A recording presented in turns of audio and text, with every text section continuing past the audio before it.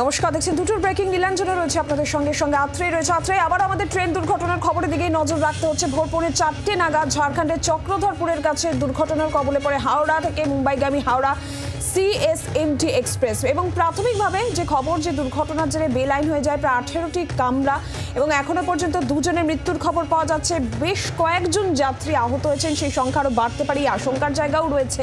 আর ইতিমধ্যে উদ্ধারকারী দল পাঠানো হয়েছে এবং এখনো পর্যন্ত যুদ্ধকালীন তৎপরতায় উদ্ধার কাজ চলছে এবং উদ্ধার কাজ অনেকটাই কিন্তু শেষ করে আনা সম্ভব হয়েছে। প্রায় 80% যাত্রীদের ইতিমধ্যেই কিন্তু এই যে চক্রধরপুর স্টেশন সেখানে পাঠিয়ে দেওয়া হয়েছে।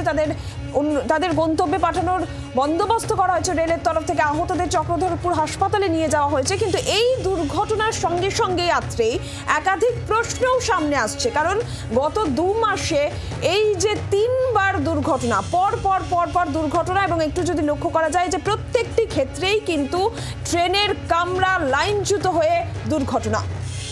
আর সেখানে এই প্রশ্ন বারবারই ওঠে যে কেন এটা হচ্ছে, কোথায় গাফিলতি, কি বিষয়। একেবারে অতীতের ঘটনা যদি খুব অতীতেও না যায়, সম্প্রতি কাঞ্চনজঙ্ঘা এক্সপ্রেস, সেই এক্সপ্রেসের ঘটনা, এবং যদিও সেখানে মালগাড়ি ডিরেলড হওয়ার বিষয় আসেনি, কিন্তু একটা ট্র্যাকে 2টো ট্রেন ছিল এবং সামনের ট্রেনটিকেই ধাক্কা মারে আর তাতেই এই বিপর্যয় ঘটে। আজকের ঘটনা যেটা, সেখানে মালগাড়ি লাইনচ্যুত আগে হয়েছে, সেটা অন্য ট্র্যাকে তার কোচ পড়েছিল আর সেই ট্র্যাক দিয়েই পাস করার কথা ছিল এই মুম্বাই মেলের, আর সেখানে সেও ডিরেলড হয়ে যায়, দুর্ঘটনা ঘটে। আর এখানেই প্রশ্ন উঠছে, যেটা কি রেলের পক্ষে আগে থেকে জানা সম্ভব নয় যে একটা দুর্ঘটনা ঘটেছে, ক্লিয়ার নেই ট্র্যাক, এই বিষয়গুলো প্রশ্ন উঠছে। আমাদের সঙ্গে রয়েছেন, আমরা একটু ক্লিয়ার করার চেষ্টা করব যে কিভাবে দুর্ঘটনা ঘটতে পারে, কেন, কোথায়, কার গাফিলতিতে, আর কিভাবেই বা রোখা সম্ভব। আমাদের সঙ্গে অসীম মৈত্র, প্রাক্তন রেল বোর্ড সদস্য, তিনি আমাদের সঙ্গে যুক্ত হয়েছেন। আমরা তার কাছ থেকেই জানার চেষ্টা করব।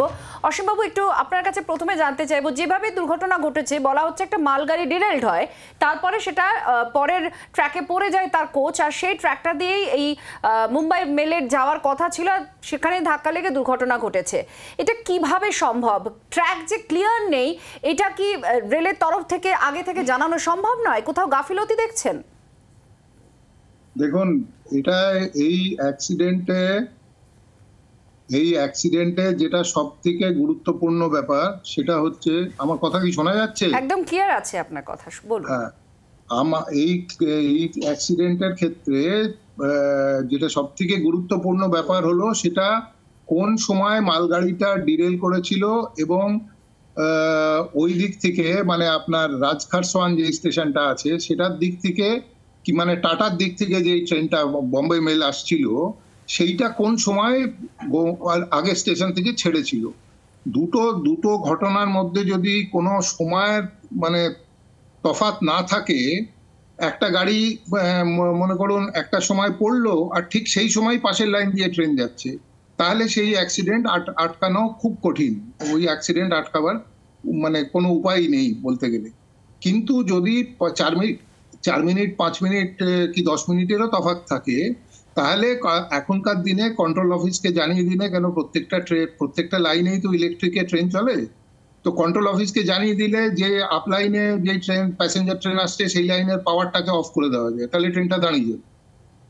হ্যাঁ, তো আগেকার দিনে নিয়ম ছিল যে অ্যাক্সিডেন্ট যদি হয়, গার্ড আর ড্রাইভার দেখবে যে পাশের লাইনটা কোনোভাবে ইনফ্রিঞ্জ হয়েছে কিনা, মানে পাশের লাইনে কোনো অবস্ট্রাকশন হয়েছে কিনা।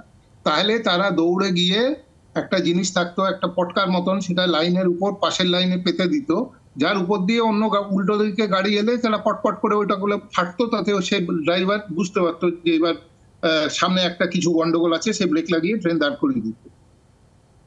সেই জন্য মানে এই যতক্ষণ এই তথ্যটা জানা না যাচ্ছে যে মালগাড়িটা ঠিক কোন সময় ডিরেল হয়েছিল আর মুম্বাই মেল ওই জায়গাটায় কোন সময় এসে পৌঁছেছিল, এটা এক্স্যাক্টলি মানে বলা খুব কঠিন যে মানে কোনো গাফিলতি হয়েছে কিনা।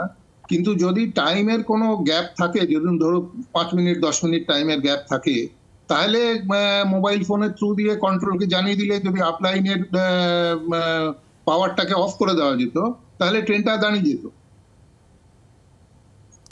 অসীমবাবু, আপনাকে একটু সঙ্গে থাকতে বলবো। আমরা যদি একবার শুনে নিই যে ওই ট্রেনের ম্যানেজার, দুর্ঘটনাগ্রস্ত ট্রেনের ম্যানেজারের বক্তব্য, কি বলছেন তিনি, শুনুন।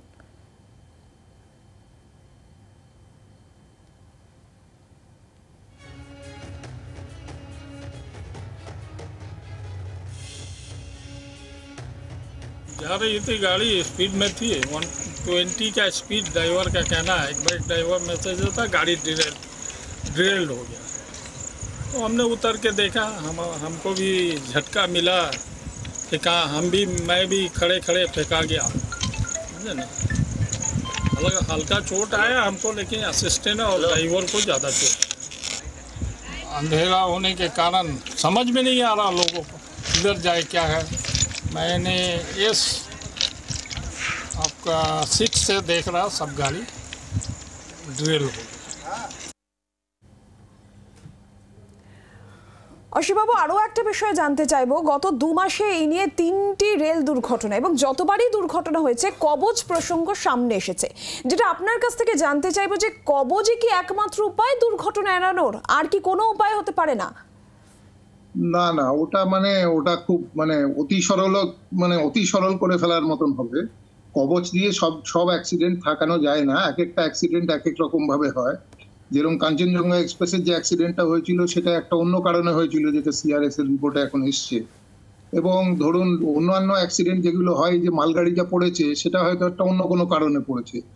কবচের তো কোনো একটা এমন কোনো ওষুধ নেই যাতে সব রোগ ছাড়ে। একটা এরকম তো হতে পারে না। কবচ কয়েকটা টাইপের অ্যাক্সিডেন্টকে আটকাতে পারে, নিঃসন্দেহে আটকাতে পারে, কিন্তু সব রকমের ট্রেন দুর্ঘটনাকে আটকে দেবে এটা বললে এটা অতি সরল করা হয়ে যাবে ব্যাপারটা। সেক্ষেত্রে আপনি কি মনে করছেন, কারণ এই যে ঘন ঘন ট্রেন দুর্ঘটনা, 2 মাসে 3 বার এরকম দুর্ঘটনা ঘটলো, ঠিক কোথায় গলদ বা কোথায় গাফিলতি থেকে যাচ্ছে? দেখুন, গাফিলতিটা এটা হচ্ছে কি জানেন তো, এটা এক একটা অ্যাক্সিডেন্ট তো এক একটা কারণে হয়। এক কারণেই বারবার অ্যাক্সিডেন্ট হলে বোঝা যায় যে এইখানটা একটা কোনো গন্ডগোল হয়েছে, কিন্তু এক একটা অ্যাক্সিডেন্ট দেখা যাচ্ছে বিভিন্ন কারণে হচ্ছে।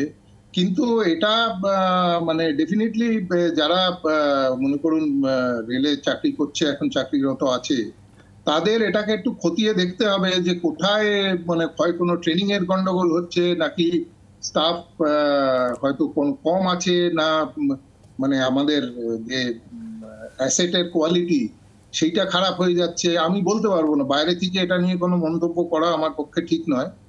কিন্তু এটা নিয়ে নিঃসন্দেহে আপনারা যে কথাটা তুলেছেন এটা খুবই যুক্তিযুক্ত, যে এই বারবার অ্যাক্সিডেন্ট হওয়ার ব্যাপারটাকে খতিয়ে দেখতে হবে। প্রত্যেকটা অ্যাক্সিডেন্টে তো সিআরএস এর এনকোয়ারি হবে, সিআরএস রিপোর্ট দেবেন, কিন্তু সামগ্রিকভাবে বিভিন্ন অ্যাক্সিডেন্ট গুলোকে এক জায়গায় করে যদি দেখে কোনো একটা কমিটি বসিয়ে যে কোথায় রেলের গন্ডগোলটা হচ্ছে, খামতি হচ্ছে, যার জন্য বারবার অ্যাক্সিডেন্ট হচ্ছে, এইটাকে আমার মনে হয় দেখা দরকার।